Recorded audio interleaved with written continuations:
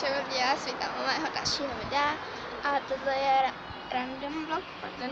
My jsme teďka totiž na bytě, protože se budeme znovu stěhovat, jak jsem vám říkala, že se budeme stěhovat.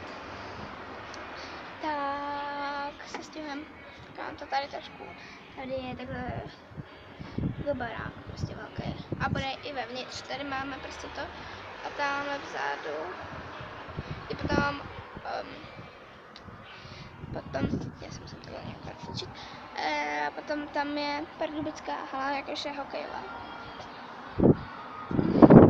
Tady je takhle třída míru, takhle, v Pardubicích je to, teda myslím, že to je třída míru. Je to teda v Pardubicích a je to tady úplně božský, sice jako si tady někdo zemřel, naše jako příbuzný, moje prababička. Ale to je už v pohodě, protože se to teďka nějak tady zrekonstruovává, takže to je v pohodě. Doufám, že mě slyšíte, když ne, tak se omlouvám. Jo, prosím vás, to mi dělal brácha. Ono to vypadá teda strašně. Fuck you. Brácha to má ode mě zase. Je to úplně božský, teda on to má božský, já ne, protože mě to dělal brácha, že jo. Autobus. Prostě ono to tak, já nevím, jestli to vidíte.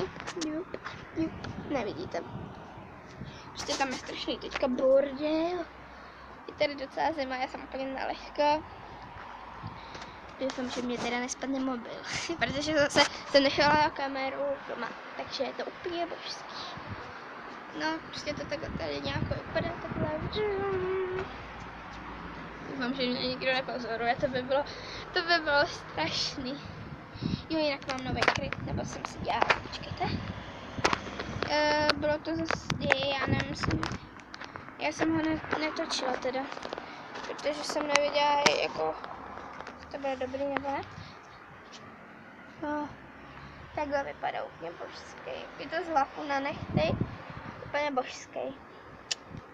Víte, já si to zase musím nějak. Já mám totiž na mobilu. Jo, pardon. Já ho mám totiž na mobilu a je jako fakt dobrý, tam jde běžec, tady někdo utíká. No a z tohle random vlogu to asi bude teďka pro dnešek všechno. A zítra možná bude další, protože možná, že tady ještě budeme zítra. Tak jo, tady je lepší světlo. To je asi logický, že?